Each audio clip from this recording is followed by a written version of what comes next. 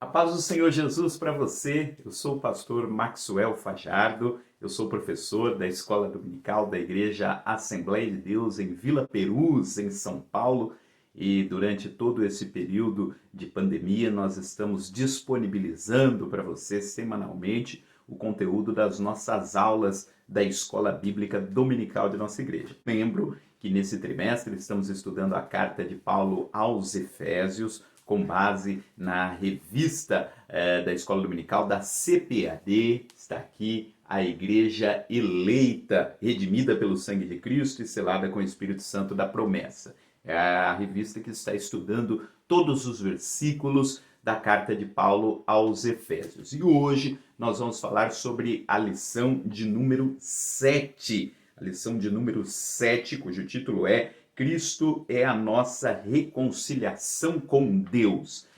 Na lição da semana passada, nós falamos sobre a condição dos gentios sem Deus.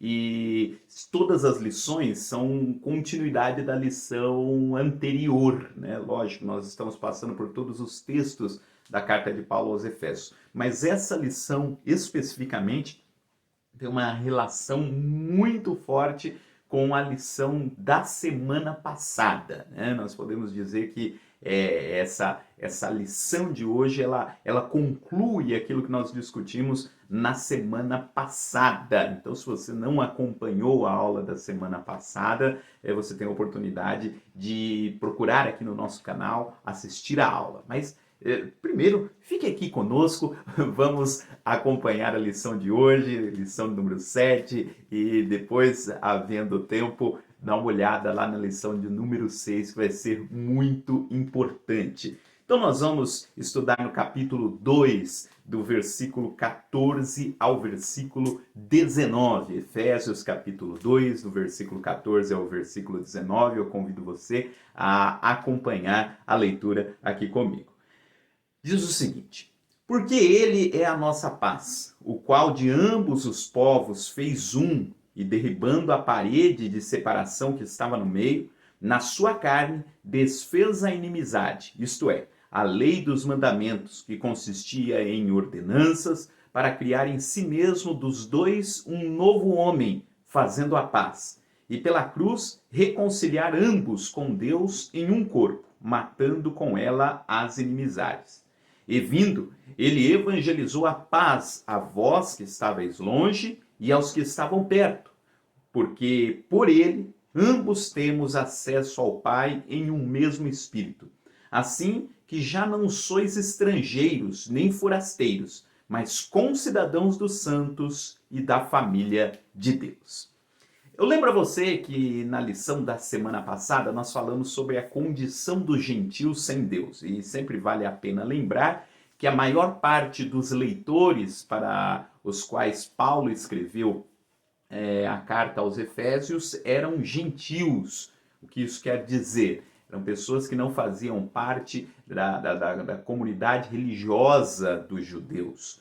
E lembramos ainda também que a cidade de Éfeso era uma cidade que tinha uma atividade religiosa muito intensa. A cidade de Éfeso tinha o grande templo da deusa Diana dos Efésios, e muitos dos irmãos que eram membros da igreja de Éfeso eram pessoas que anteriormente tinham participado deste culto de outra religião, e agora haviam se tornado cristãos. Então a maior parte dos leitores do apóstolo Paulo, eles não eram judeus, eles eram gentios. Lembrando que os judeus, eles dividiam o mundo nessas duas categorias. Existiam os judeus e todos aqueles que não eram judeus, pessoas de outras nacionalidades, eram chamadas de gentias, né? Eram os gentios. E na lição passada, nós estudamos como que os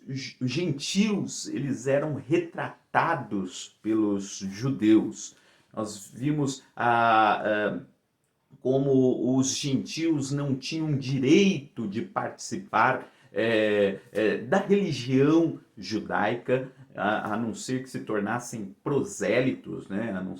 Os gentios não tinham a circuncisão, não tinham o pacto, né, da circuncisão, que era um pacto que existia com a nação dos judeus. E na lição passada também Paulo sublinhou o fato de que os gentios estavam longe de Deus, sem esperança, sem Deus no mundo, distante das promessas, ou seja, Deus criou uma relação histórica com a nação de Israel, pois da nação de Israel viria o Messias ao mundo, e os gentios estavam à parte disto tudo, não porque estivessem à parte do plano de Deus, o plano de Deus sempre foi o de levar a salvação a todo o mundo, mas existia também por parte dos judeus essa tendência, essa característica de não considerar os gentios. E aí na lição passada nós falamos sobre isso. Confesso a você que à medida que a gente ia falando, já dava vontade de entrar na lição de hoje, porque como eu disse, essa lição complementa de forma muito completa a lição passada. Porque hoje o apóstolo Paulo diz como que essa situação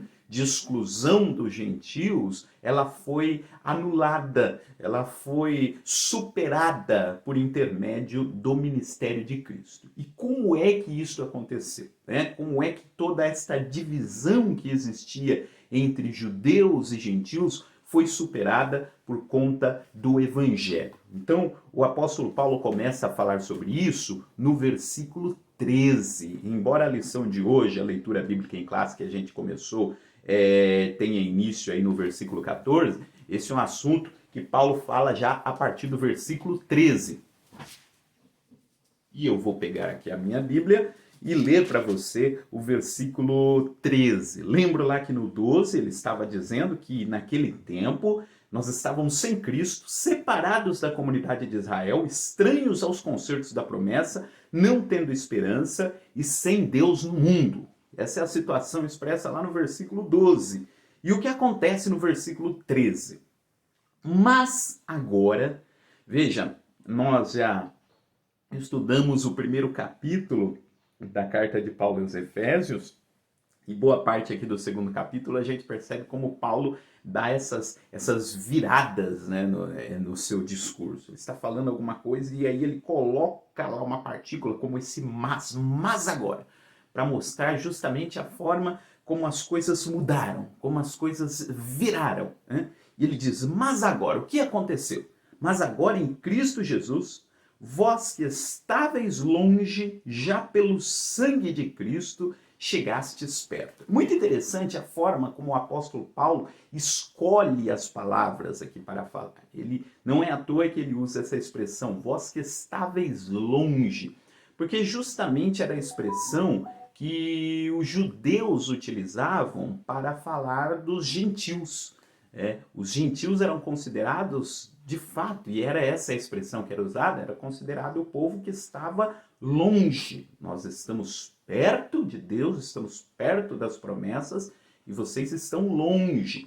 E quando um gentil, né, se tornava um prosélito, ele aceitava se circuncidar e aceitaria estar debaixo de todas as regras, de todas as ordenanças dos judeus, era usada essa expressão, olha, você estava longe e agora você quer chegar perto. Então era essa expressão.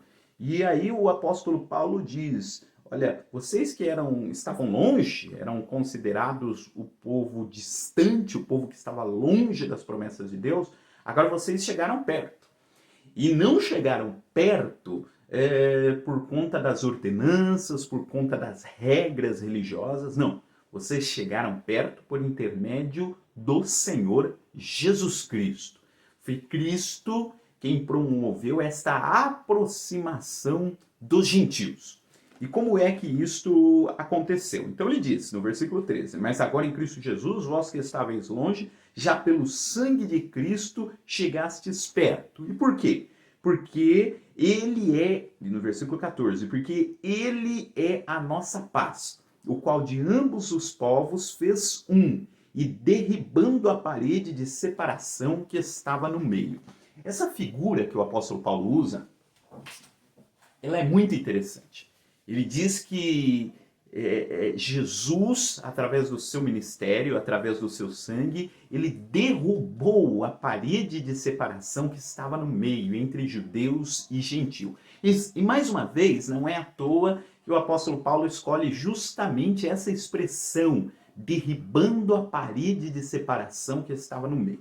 Porque de fato existia uma parede literal, uma parede física. No templo em Jerusalém, o templo ele era dividido em vários espaços, em vários pátios, em vários átrios. E cada um desses átrios era separado por muros. Então tinham espaços, né, do pátio do templo onde determinadas pessoas podiam ir e outros espaços que não. Então quando entrava-se no templo em Jerusalém, no pátio do templo, o primeiro pátio era considerado o pátio dos gentios. Então os gentios eles só podiam entrar no primeiro pátio, no primeiro átrio do templo. Era chamado de átrio dos gentios. Depois do átrio dos gentios tinha um muro. Flávio Josefo diz que era um muro aí de aproximadamente 3 côvados, que dá mais ou menos ali 1,5 metro. Então tinha um muro de pedra, diz que era um muro bem grosso de pedra, que separava os gentios dos outros pátios. Então tinha o pátio dos gentios, aí tinha esse muro, e aí vinha o segundo pátio, que era o pátio das mulheres. As mulheres podiam ir até o segundo pátio. Depois tinha o terceiro, aí tinha um outro muro, aí tinha um outro pátio, que era o pátio dos judeus homens. Então, as mulheres podiam ir até o segundo pátio. Depois tinha o pátio onde os homens judeus podiam ir. E o último pátio, o último compartimento, que era dos sacerdotes. Então o templo tinha essa divisão. Era um templo que tinha aí vários muros. E onde é que os gentios podiam ficar? Os gentios eles podiam ficar antes do primeiro muro. Eles só podiam ficar lá no pátio dos gentios. E entre esse pátio dos gentios e os outros pátios, em cima do muro tinha uma inscrição escrita em mais de um idioma, dizendo que o gentio que passasse aquele muro, ele poderia ser morto. A pena era a pena de morte. Então, de fato, quando o apóstolo Paulo fala que existia um muro de divisão, né? Ele diz aqui no versículo 14, derribou a parede de separação que estava no meio, muito provavelmente o que ele tinha em mente era de fato esse muro que existia no templo em Jerusalém e que de fato separava um povo do outro. E inclusive com essa inscrição, que quem passasse aquele muro seria morto. Inclusive o apóstolo Paulo teve uma experiência na sua vida que tem a ver com este muro. Quando o apóstolo Paulo ele foi preso em Jerusalém, lá nos últimos capítulos do livro de Atos do Apóstolo, conta toda essa longa história da prisão de Paulo em Jerusalém, até ele chegar em Roma. Um dos motivos que acusaram o apóstolo Paulo para ser preso, primeiro acusaram o apóstolo Paulo de ele estar causando ali uma sedição, né? Estar causando uma revolta, um tumulto entre os judeus, por questões de ordem religiosa. E outra coisa da qual acusaram o apóstolo Paulo é que ele tinha pego um grego, né, que era Trófimo, inclusive da própria cidade de Éfeso, e disseram, olha, você introduziu um gentio no pátio dos judeus. Então, tanto esse gentio que você trouxe deve ser morto, porque você é um judeu irresponsável, que levou um gentio para dentro do pátio dos judeus. Essa foi a acusação que fizeram contra o apóstolo Paulo. E aí Paulo foi preso, e o livro de Atos dos Apóstolos relata toda essa história, mas não é o nosso assunto. É apenas para ilustrar a importância que esse muro tinha lá na cidade de Jerusalém, lá no templo. Mas lógico, esse muro não era apenas um muro físico. Esse muro físico, ele era um muro que servia para representar uma divisão social, uma divisão religiosa, uma divisão muito mais forte que existia nas relações entre judeus e gentios. Não era só o muro físico no templo em Jerusalém. De fato, existia um muro nas relações entre judeus e gentios. Eles estavam, de fato, separados. Um não podia adentrar no universo do outro. Infelizmente, essa questão dos muros é uma questão muito atual, né? Essa ideia de se separar grupos, essa ideia de se dividir, que é algo que vem desde lá da antiguidade. E o que Cristo fez? A Bíblia diz aqui que Cristo derrubou a parede de separação que estava no meio. Quer dizer, lá no Templo de Jerusalém, essa época que Paulo escreve, o templo ainda estava lá de pé, e seria destruído alguns anos depois, né, essa barreira física ainda existia. Mas Paulo diz, olha, ela de verdade, a barreira da relação entre judeus e gentios, do acesso a Deus, enfim, e isso não existe mais. Todos esses muros foram quebrados em Cristo Jesus. Veja, lá no templo tinha essa divisão entre judeus, homens, mulheres, sacerdotes. Cada um tinha lá, literalmente, tinha lá o seu quadrado lá no templo. Então, tinha um lugar que os gentios podiam ir, tinha um lugar que as mulheres podiam ir, tinha um lugar que os homens podiam ir, tinha um lugar que os sacerdotes podiam ir. E Cristo quebrou não só essa barreira entre judeus e gentios, mas todos os outros muros. Porque ele fez de todos nós sacerdotes, né? Quer dizer, onde só o sacerdote podia ir, que era depois lá do último muro, Cristo deu acesso a todos, derrubou essa separação entre judeus e gentios, entre homens e mulheres, todos são um em Cristo. Então, é sobre esta barreira que o apóstolo Paulo está dizendo. E assim, no versículo 15, ele continua comentando, ele diz que na sua carne, ou seja, por intermédio do ministério de Cristo, ele desfez essa inimizade. Veja, não era só a barreira religiosa, existia uma inimizade entre judeus e entre gentios. E essa inimizade consistia em quê? Ela consistia em ordenanças. Né? Diz aqui que ele derrubou essa inimizade que existia na lei dos mandamentos e que consistia em ordenanças. Veja só que coisa interessante. Os judeus, eles tinham uma lei, a lei ela foi instituída por Deus. Deus deu a lei a Moisés e Moisés transmitiu a lei ao povo. E essa lei continha várias ordenanças de caráter cerimonial. Há uma discussão aqui muito interessante a respeito da validade da lei para os dias atuais. Na realidade, a lei de Moisés ela tem um princípio geral que vale até hoje. Jesus ele resumiu a lei de Moisés em 2 mandamentos. Amarás ao Senhor teu Deus sobre todas as coisas e ao teu próximo como a ti mesmo. Esse princípio geral da lei, ele é universal, ele continua valendo. No entanto, a lei de Moisés tinha vários aspectos cerimoniais que tinham a ver com essa relação de Deus com a nação de Israel, todos os ritos que Israel tinha que cumprir para poder se aproximar de Deus. Você pode ler, por exemplo, o livro de Levítico, que é o 3º livro da Bíblia, que descreve detalhadamente todas essas cerimônias, como é que deveriam ser os sacrifícios, como que deveria ser o procedimento dos sacerdotes. Então, é a parte cerimonial da lei, né? O próprio comentarista, pastor Douglas Batista, ele divide aqui a lei de Moisés em 3 aspectos. Ele fala da lei civil, da lei moral e da lei cerimonial. Né? Então, a lei tinha todos esses aspectos cerimoniais, né, que descreviam como que o povo deveria se aproximar de Deus.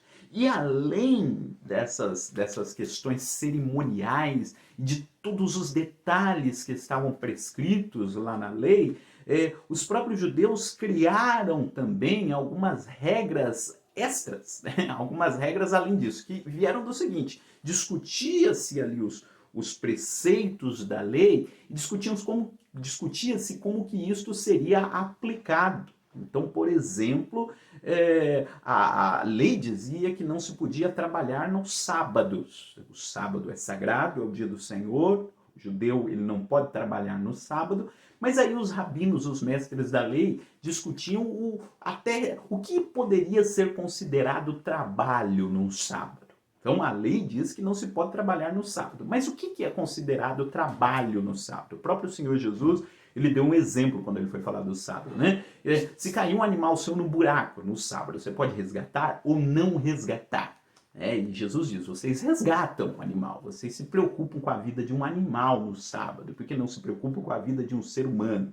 Então existiam todas essas discussões sobre as minúcias, né, da aplicação da lei, o que se podia fazer no sábado. Então, por exemplo, no sábado não se podia fazer mistura, você não podia pegar um elemento e misturar com outro, né? Isso era proibido ser feito no dia de sábado. E Jesus ele faz questão de, ao curar um cego, fazer a mistura lá, né, da saliva com o lodo para curar o sábado, para curar o cego. Isso foi feito justamente no dia de sábado. Bom, enfim, não é o nosso assunto de hoje, mas é só para mostrar que existia, além da lei cerimonial, também existia uma série de prescrições, de detalhes, de regras que foram criadas e que faziam com que esta barreira invisível entre judeus e gentios ficasse cada vez mais alta, ficasse cada vez mais profunda. E aqui o texto diz que Jesus derrubou esta barreira. E por vários motivos. Primeiro, porque a lei de Moisés não é ruim. Ela foi uma lei que foi estabelecida pelo próprio Deus. Foi Deus quem estabeleceu todas essas regras do relacionamento entre Deus e Israel. E por quê? Porque de Israel viria o Messias que traria salvação a toda a humanidade. Mas a lei, ela tinha um objetivo. O próprio apóstolo Paulo, em outros textos, vai dizer que ele disse que o fim da lei é Cristo. Nós podemos pensar em fim, tanto no sentido de ter chegado ao final, mas fim, principalmente, quando a gente fala do objetivo. O objetivo da lei é apontar para Cristo.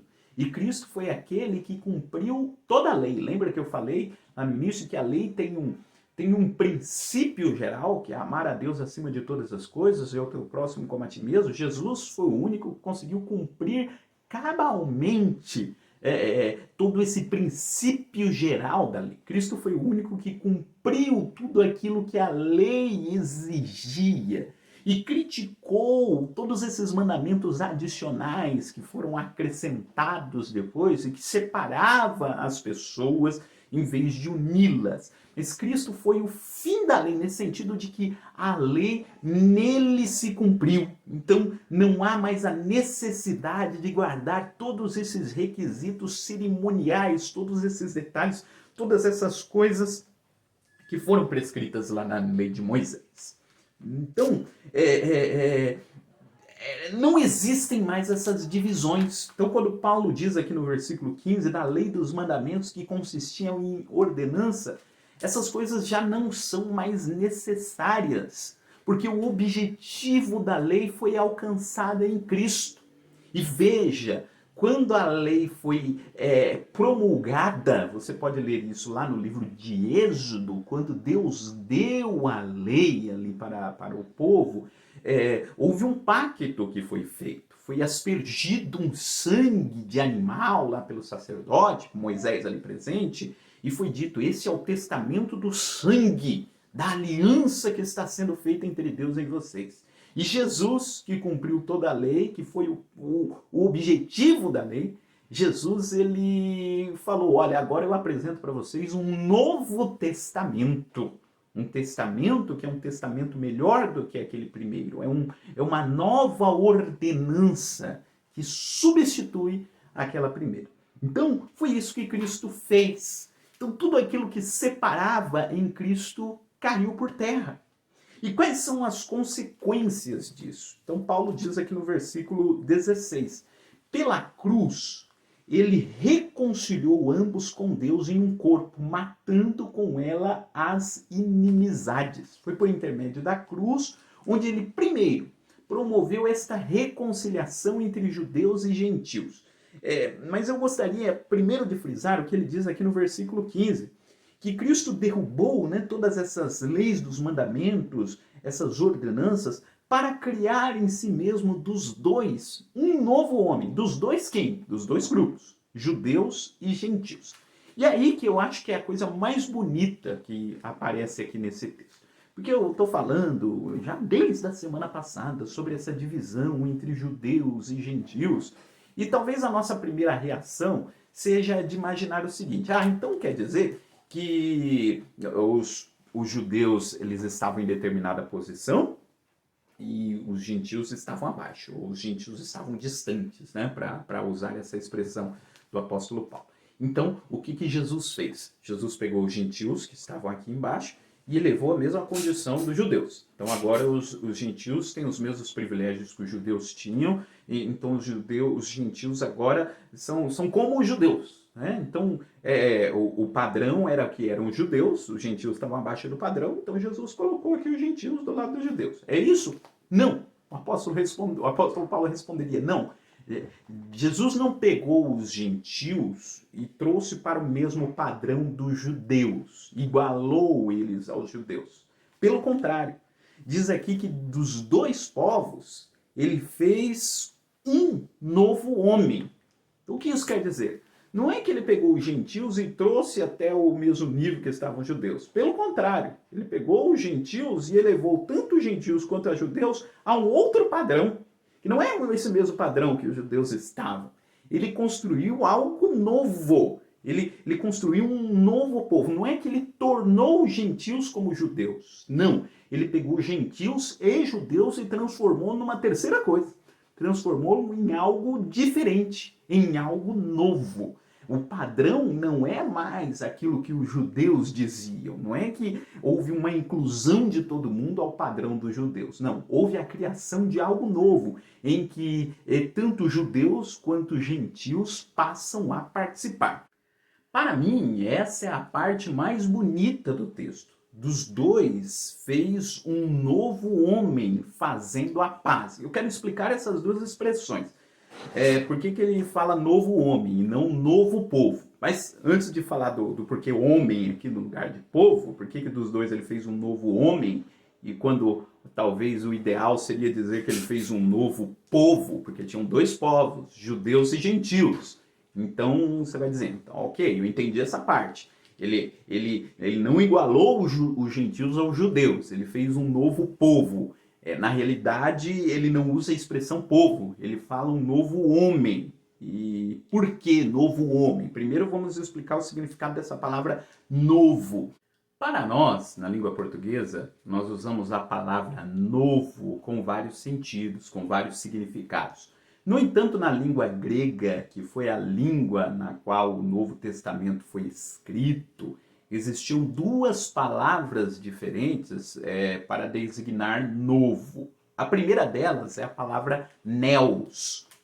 O que é o neo? O neo é algo que é novo, mas é novo no sentido de algo que já existia e foi feito um novo. Por exemplo, o vídeo que você está assistindo. Esse não é o primeiro vídeo que nós produzimos aqui no canal. É um vídeo novo, mas é um novo de algo que já existia antes. Esse vídeo especificamente é novo, mas a ideia de produzir vídeos para a escola dominical, essa não é nova. Então ele é um vídeo novo, mas é um novo de algo que já existia. Esse é o neo, né? Nós usamos essa expressão neo em várias palavras da língua portuguesa. Você já deve ter ouvido falar do neoliberalismo. O que é o neoliberalismo? É um liberalismo novo, quer dizer, é algo novo, mas é novo de algo que já existia. A gente fala, por exemplo, lá de neopentecostalismo. É um novo, mas é um novo de algo que já existia. Então essa é a palavra neo. O que acontece é que quando Paulo diz aqui que dos dois ele fez um novo homem, ele não está usando a palavra neo. Ele não está falando de algo novo que já existia. Ele está usando a palavra kainos, ou kainos. Né? O kainos é um novo no sentido de algo até então inexistente. Quer dizer, ele não está falando de algo que já existia e que foi feito algo novo, daquela mesma espécie. Não, ele está falando de um tipo novo de coisa. Algo inédito, algo que não existia anteriormente. É nesse sentido que é um novo que ele está usando. Não é um neo. É algo extremamente novo no sentido de que nunca existiu algo daquele tipo. É o kainos. Ele diz que dos dois povos, de gentios e de judeus, ele fez algo novo. Algo até então inexistente. Ele não fez um povo igual era aos judeus. Ele fez um tipo diferente de povo, de uma espécie que até então não existia antes.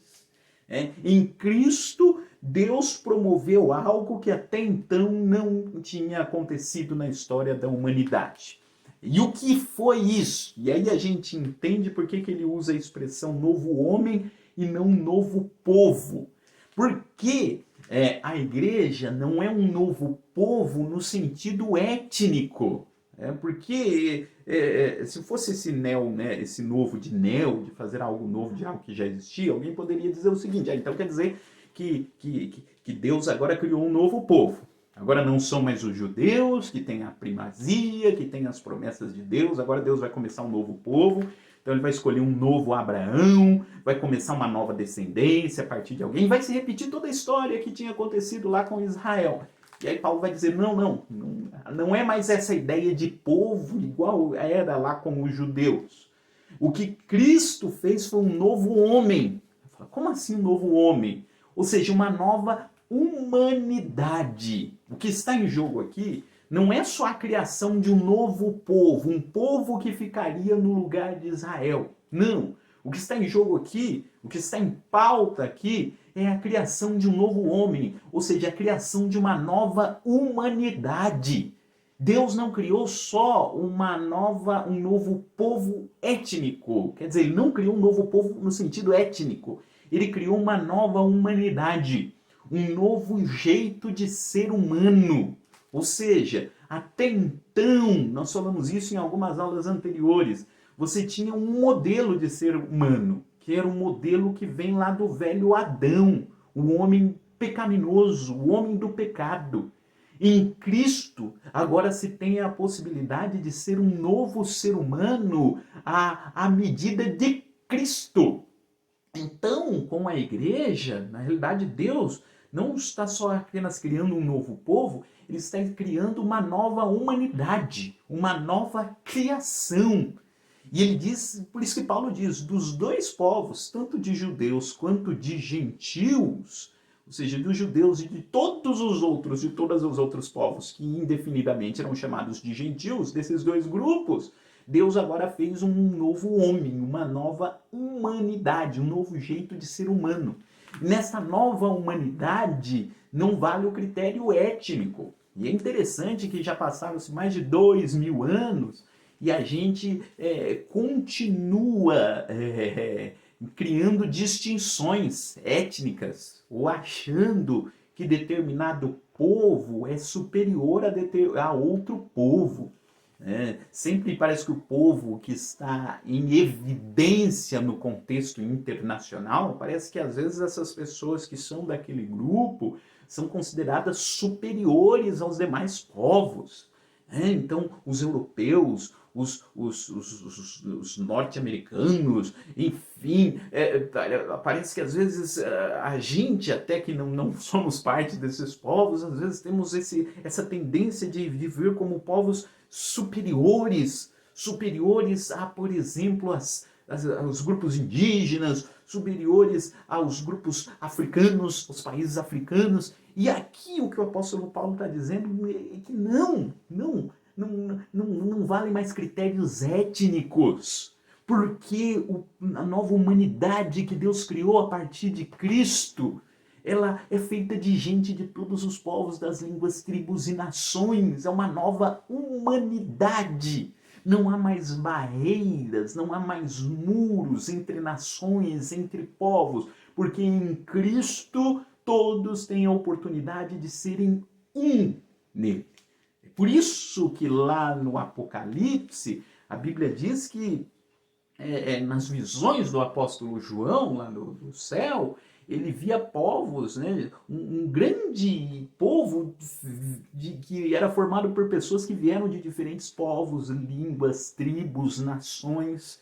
Quer dizer, não há essa divisão no corpo de Cristo. É por isso que nós temos o Espírito Santo E se nós formos para alguma outra parte do mundo e encontrarmos alguém que está lá cultuando ao mesmo Deus que nós, tem o mesmo espírito, e pode ser que tenha outros costumes, tenha outra cultura, tenha outro modo até de cultuar, a sua liturgia do seu culto é diferente, mas tem o mesmo espírito que há em mim também. Então nós fazemos parte do mesmo povo. Não importa que eu tenha uma nacionalidade e ele tem outra nacionalidade, porque é o mesmo espírito que une. Então essa é a ideia do novo homem, desses dois povos distintos. Ele fez não apenas um novo povo, ele fez um novo homem. Não à toa a gente vai ver mais para frente, daqui a algumas lições, na carta aos Efésios tem um versículo que diz que Deus faz muito mais além do que aquilo que nós pedimos ou pensamos. Veja como o projeto de Deus aqui vai muito além da perspectiva humana. Então, o homem até então está pensando em critérios étnicos e vem Jesus e quebra todo esse pensamento étnico e constrói um novo povo, e não apenas um novo povo, mas constrói uma nova humanidade. Ele faz muito mais além daquilo que nós pedimos ou daquilo que nós pensamos. E como é que ele fez esse novo homem? Aqui tem uma expressão que Paulo ele reforça algumas vezes nesse trecho aqui que nós lemos, que é paz. Ele diz no versículo 15 que ele criou em si mesmo dos dois um novo homem, fazendo a paz. E depois lá no versículo 17 ele repete a ideia da paz quando ele diz que Jesus vindo evangelizou a paz. Então ele destaca muito essa palavra paz. Cristo promoveu a paz entre judeus e gentios. E aqui eu gostaria de destacar primeiro essa expressão paz, que no hebraico é shalom, e no grego, conforme destaca aqui o comentarista, o pastor Douglas Batista, é eirene. E a paz, a gente usa muito essa palavra paz, o sentido de paz nesse texto bíblico é um sentido de um ambiente perfeito, um ambiente de boas relações, um ambiente cordial, um ambiente de tranquilidade. E ele diz que Cristo trouxe a paz, nesse sentido de que Cristo proporcionou as possibilidades para este novo ambiente. A paz aqui tem a ver com um novo estilo de vida. E ele diz aqui que Cristo proporcionou a paz tanto a judeus quanto a gentios. Ele proporcionou uma nova forma de viver. Uma forma de viver em que é possível se relacionar com o outro, não a partir dos critérios humanos da distinção social, mas a partir de Cristo. Ele trouxe a paz. E aqui ele usa a expressão muito interessante que diz que foi Cristo quem fez a paz. Veja, isso é muito interessante. Não é que em determinado momento judeus e gentios sentaram-se ao redor de uma mesa e cada um fez uma proposta lá de paz, disse, vamos negociar aqui a paz entre nós. Não foi um projeto humano de uma parte negociando com a outra parte para poderem alcançar a paz. Não, veio uma pessoa externa, veio Cristo, que proporcionou a paz tanto entre gentios quanto judeus. Lógico, você vai dizer, mas Jesus era judeu. Mas veja, ele é o próprio Deus que entrou aqui na história humana e ele proporcionou em si a paz entre judeus e gentios. Há um comentarista que diz o seguinte, que, se eu não me engano, é no comentário bíblico Moody que eu li essa expressão, se eu estiver enganado me perdoe, mas eu vi em algum dos comentários sobre este texto, a seguinte comparação, quando diz aqui que Cristo proporcionou a paz, e Paulo diz que a paz foi feita nele, quer dizer, Jesus não apenas trouxe a paz, ele é a própria paz. E ele diz que ele faz a seguinte comparação, é como se tivessem duas pessoas brigadas, e por mais que eles tentem chegar a um acordo, eles não conseguem. E aí vem alguém de fora, que é alguém com o qual as duas pessoas têm uma boa relação, alguém com o qual as duas pessoas amam. E esta pessoa consegue fazer com que essas duas partes que estão brigando se unam. Ele promoveu a paz. Às vezes é aquela história, o pai e o filho estão brigando. Só que os dois amam a mãe, né? A mãe, que no caso é mãe de um e esposa do outro. E a mãe intervém, e como os dois amam a ela, por causa dela, eles promovem a paz entre si. Então é mais ou menos isso que acontece. Jesus entra e por causa dele é possível fazer esta paz entre judeus e gentios, fazer com que esses dois grupos agora estejam juntos, né? Formem este novo homem que a Bíblia está indicando aqui. Então, pela cruz, ele reconciliou ambos com Deus em um corpo, matando com ela as inimizades. E vindo, ele evangelizou a paz a vós que estavais longe e aos que estavam perto. E aqui eu quero fazer uma reflexão, porque para não ficar a ideia que eu falei agora há pouco disso, né? Então quer dizer que o padrão era o padrão dos judeus, então os judeus estavam bem com Deus e foi só uma questão de inclusão dos gentios, né? Para não termos essa ideia de que o problema era só com os gentios. Não. O texto diz que tanto os judeus quanto os gentios, tanto os judeus, os gentios que estavam longe das promessas, longe do pacto, longe do mandamento, eles tinham um problema, mas os judeus que estavam perto também tinham um problema. Porque nem mesmo guardando todos esses mandamentos, todas essas ordenanças, a relação deles com Deus também estava comprometida. E eu me lembrei, estudando essa lição, da parábola do filho pródigo. Porque um dos sentidos que a gente pode dar para a parábola do filho pródigo é justamente esse, né? Porque a gente fala a parábola do filho pródigo, mas não é só a parábola do filho pródigo. Tem dois filhos ali, há uma lição para os dois filhos. A gente destaca sempre o filho que foi embora, mas teve que o filho que ficou. O filho que foi embora estava de fato longe do pai. Não considerava o pai e está lá em Lucas 15, para quem não conhece a parábola do filho pródigo, né? O filho que foi embora não estava nem aí com o pai, não se preocupou com o pai, não tinha relação com o pai, não queria ter relação com o pai, mas teve o filho que ficou. E o filho que ficou em casa era aquele que guardava todas as regras, guardava todos os mandamentos, mas que nunca tinha alcançado o coração do pai. Tanto é que lá no final ele fica bravo porque o outro filho voltou. E o pai diz, mas filho, você está aqui dentro e você ainda não descobriu que tudo que tem aqui é seu também? Parece que você não descobriu que eu sou o seu pai. Eu não sou seu patrão, eu sou seu pai. Eu estou aqui para ter uma relação amorosa com você. Parece que você não descobriu isso ainda. Quer dizer, tinha um filho que estava perdido longe, mas também tinha um filho que estava perdido perto, que estava perdido dentro da casa do pai. Mas que nenhum nem outro tinham descoberto de fato o tamanho do coração do pai. Veja, até porque se o filho que ficou tivesse descoberto o coração do seu pai e vivesse no mesmo amor que o pai, teria recebido de braços abertos ao seu irmão, mas não foi isso que aconteceu. Então você tinha um filho perdido longe e um filho perdido dentro, perto, dentro. E o que Cristo fez? Ele trouxe a solução do problema tanto para aquele que estava longe quanto para aquele que estava dentro, para aquele que estava perto. Dos dois, ele resolveu o problema de conciliação com o pai, que tinha tanto de um quanto de outro. Porque os judeus também não estavam bem na sua relação com o pai. E que dirá os gentios que estavam longe. Então ele pegou quem estava longe, trouxe para dentro, pegou quem estava perto e acertou também as relações que estava dentro. E falou, agora vocês dois vão ser uma nova coisa. Vocês serão uma nova humanidade para a glória do nome do Senhor. Então vale a pena retomar aí a parábola do filho pródigo, ou melhor, para ser mais exato, a parábola dos dois filhos, esse é o nome correto daquela parábola, que conta essa história dessas duas relações estremecidas com o pai. Uma mais gritante, daquele que vai embora, abandona tudo, é o gentil. E a outra daquele que estava dentro, mas que ainda não havia estabelecido uma boa relação com o seu pai.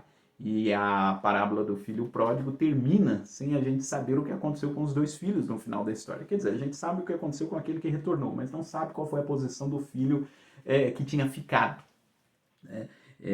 Mas que no nosso caso a gente possa abraçar ao coração do pai e entender tudo aquilo que ele quer que nós façamos em relação ao nosso irmão. Então veja, uma outra coisa que eu gostaria aqui de destacar que esse texto retoma. Ele diz que primeiro, no versículo 16, que a cruz reconciliou ambos com Deus. Ele reconciliou tanto os judeus quanto os gentios. Mas para que essa reconciliação de ambos pudesse acontecer, foi necessário que tivesse primeiro uma reconciliação do homem com Deus. Então há, conforme destaca aqui o comentarista, primeiro uma reconciliação vertical. A reconciliação entre o homem e Deus permitiu que houvesse uma reconciliação entre homens. Ou seja, só há uma reconciliação perfeita no plano horizontal se há primeiro uma reconciliação no plano vertical. O que quer dizer isso? Eu só consigo promover a paz entre os homens se eu estiver primeiro em paz com Deus. Se a minha relação com Deus estiver estremecida, eu terei maiores dificuldades em ter uma relação plena entre homens, entre o ser humano, entre aquele que está aqui. Por isso que o apóstolo João diz que aquele que não ama, aquele que diz amar a Deus e não ama seu irmão está mentindo. Porque primeiro a gente estabelece essa relação com Deus. Estando estabelecida uma relação de amor com Deus, a gente tem condições de amar o nosso irmão, que é o que não aconteceu lá com o filho da parábola, o filho que ficou, porque ele parece que não tinha uma relação de amor com o pai, por isso não conseguia amar o seu irmão. O amor a Deus nos permite que nós amemos ao nosso irmão. E para concluir aqui o texto, e vindo ele evangelizou a paz, ou seja, evangelizou, ele levou essa palavra de boas novas, né, aos que estavam longe e também aos que estavam perto. Veja que coisa interessante. Tanto os que estavam longe quanto os que estavam perto precisavam da evangelização. Precisavam conhecer qual era essa boa notícia. Porque por ele, ambos temos acesso ao Pai em um mesmo Espírito. Esse versículo é maravilhoso, porque lembra daquilo que eu falei, tanto dos muros que tinha no templo, das separações, dos átrios. E aí Paulo diz, agora não tem muro nenhum no templo que é o nosso coração. Todos nós juntos podemos entrar na presença de Deus. E não só na divisão entre judeus e gentios que tinham, né, mas até mesmo essa divisão dos sacerdotes com o resto do povo, porque Cristo nos fez sacerdotes, a gente pode entrar diretamente à presença de Deus, todos nós. Né? De ambos temos acesso ao Pai em um mesmo Espírito.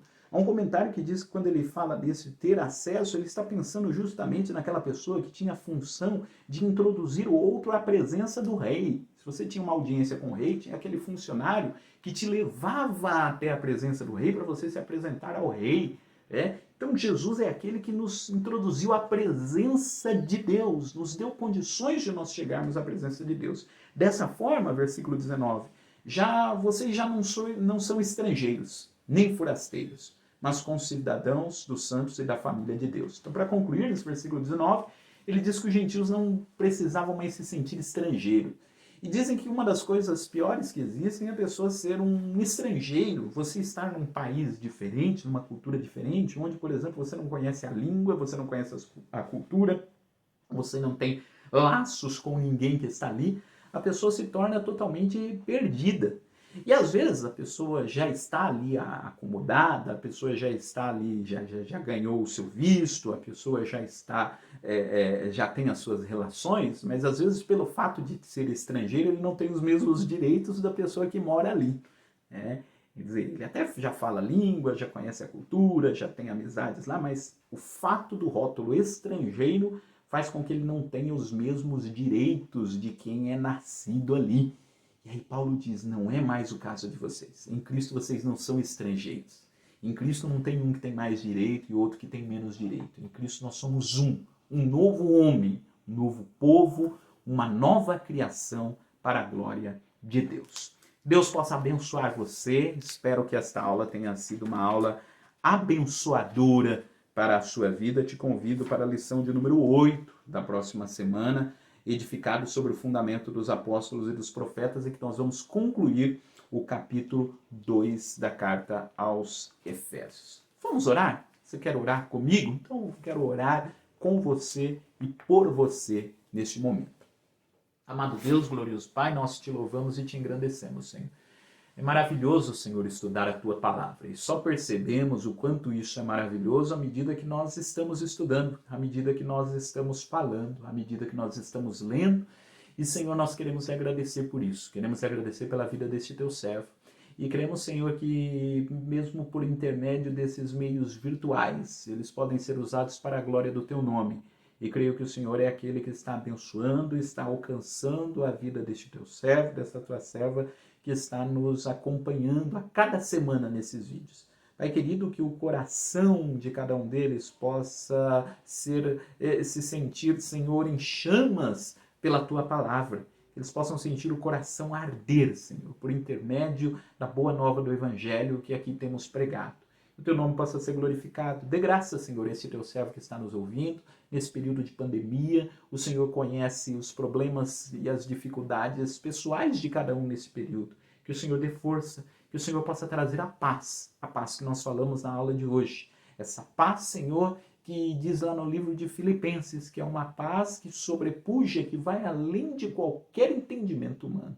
Que esta paz possa encher, possa dominar os nossos corações para a glória do Teu nome, em nome de Jesus. Meu irmão, é uma alegria imensa poder conversar com você em mais essa semana. Se você quiser compartilhar algo, deixe aí o seu comentário neste vídeo e te convido na próxima semana a nos acompanhar, procurar aqui no nosso canal o novo vídeo, se inscreva lá no canal, quando for publicar o novo vídeo você já vai saber e vai ser uma bênção para a glória do nome do Senhor. Que Deus te abençoe, um forte abraço e que Deus esteja aí com você. Amém.